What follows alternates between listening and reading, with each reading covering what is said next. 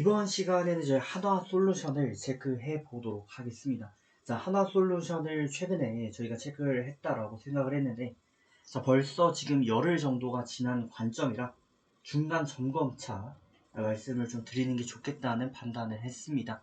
그래서 한화솔루션을 체크해 보도록 하겠고, 한화솔루션 같은 경우는 하나의 미래 먹거리 산업 중 하나입니다.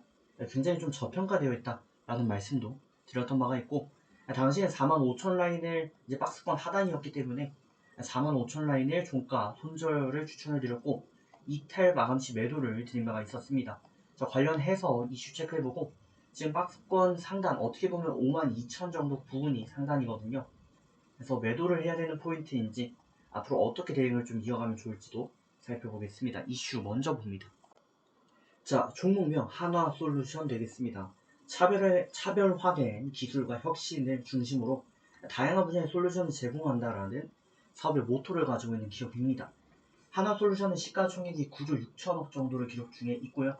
한화의 대표적인 계열 기업으로서 원래는 석유화학계 기초화학 물질 제조 사업을 영위 중이었고, 합성수지나 유화부문, 이제 LDP 또 LLDP 제품을 제조하거나 플라스틱 가공품 또 CA 무기화학 제품 등의 사업을 영위 중이던 기업이었습니다. 한화솔루션에서 가장 저희가 중심적으로 볼 수 있는 부분은 아무래도 태양광, 풍력 이런 부분이 될 것 같습니다. 특히나 한화솔루션은 첨단 소재 지분을 매각해서 6,800억을 확보했고, 미국 태양광에 투자한다라는 내용을 보여주게 되면서 인플레이션 감축법 등 이에 수혜를 좀 입지 않겠나 하는 그 기대감, 또 어쨌든 지금 결과론적으로 한국 기업들을 놓고 봤을 때 태양광 사업을 해서 살아있는, 또 실적을 내고 있는 실질적인 기업 활동을 영위 중인 기업은 사실상 한화솔루션이 거의 유일하거든요. 하다 보니까 최근에 아무래도 미국에서 민주당 계열의 정당이, 민주당이라고 해야 되겠죠? 민주당이 선거에서 비교적 호전하는 모습을 보여줬고요. 이러한 모습에 아무래도 공화당이 됐을 때는 석유화학 관련 사업들이 좀 더 호조를 보인다면, 반대로 민주당이 됐을 때는 친환경 관련 사업들이 조금 더 도움을 받을 수 있겠다라는 그 기대감이 표출이 되게 되죠. 그러다 보니까 한화솔루션도 그에 따른 영향성을 어느 정도 받은 것으로 보여지고 있고, 태양광 사업 관련해가지고 글로벌 시장 지금 좋은 모습을 보이고 있다라는 것도 좋게 작용이 되고 있습니다. 자, 관련된 이슈를 간단히 체크했고, 저희가 이전에도 체크해봤지만 이번에도 기업의 재무 상태를 통해서 간단히 체크를 좀 더 해보게 되면요, 일단 시가총액이 10조를 기록 중입니다. 시가총액 10조를 기록한다는 것은 보통 기업의 가치의 멀티플을 10배 정도 추산을 했을 때 기대 영업이익이 향후 3년 정도 기대 영업이익이 1조 정도가 나와야 되는 거고, 10배 정도 멀티플을 구했을 때 10조가 나와야 되는 그런 상황인 겁니다. 20배 멀티플까지 부여를 하게 된다면 5천억 정도의 영업이익은 나와줘야 되는 것이죠.